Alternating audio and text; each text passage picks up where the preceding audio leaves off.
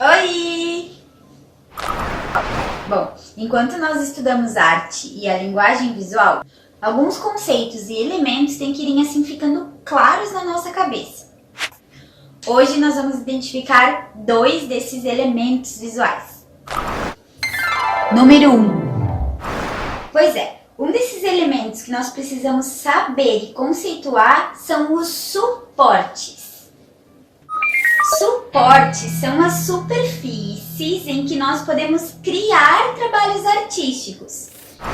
Como suporte, nós podemos dizer que é aquilo que suporta, segura, serve de sustentação para a obra de arte. Nas artes visuais, um dos suportes mais usados é o papel, e nós já estudamos. Outro muito utilizado são as telas de pintura. Mas pode ser também uma parede, um pedaço de madeira, uma pedra, tecido e até algum material tecnológico. Inclusive, o próprio corpo pode ser considerado um suporte na arte. Na música, o principal suporte é a pessoa que está segurando o instrumento ou que está cantando. Já no teatro e na dança, o principal suporte é o corpo como um todo mesmo. Número 2. Outro elemento visual importante é o espaço, no sentido das dimensões. Na linguagem visual, o espaço ele tem duas definições: bidimensional ou tridimensional. Algo bidimensional recebe esse nome porque só possui duas dimensões, ou seja, o comprimento ou a largura. A representação numa superfície bidimensional é como no papel ou numa tela de pintura, por exemplo.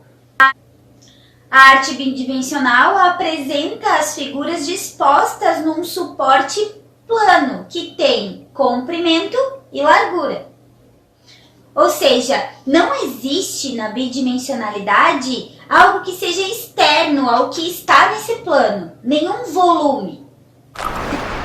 Já nos elementos tridimensionais, além do comprimento e da largura, nós temos a profundidade, o volume.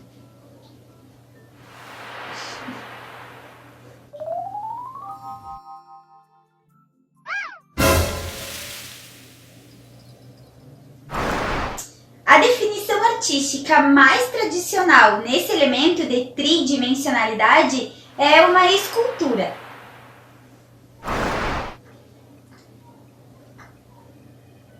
Igu, tu tá com bastante volume, hein?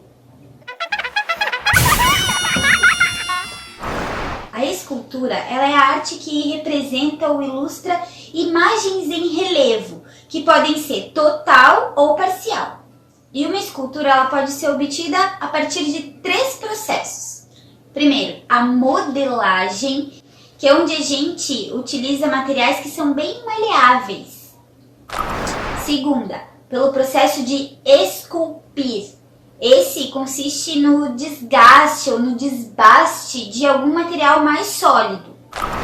Ou 3, pela assemblagem, que é basicamente a aglomeração de materiais, objetos que proporcionem esse volume. Aqui, por exemplo, uma colagem pode adicionar volume.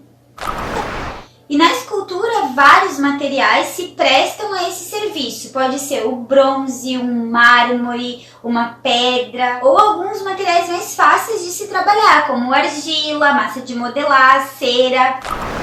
Agora, quais são as características da escultura?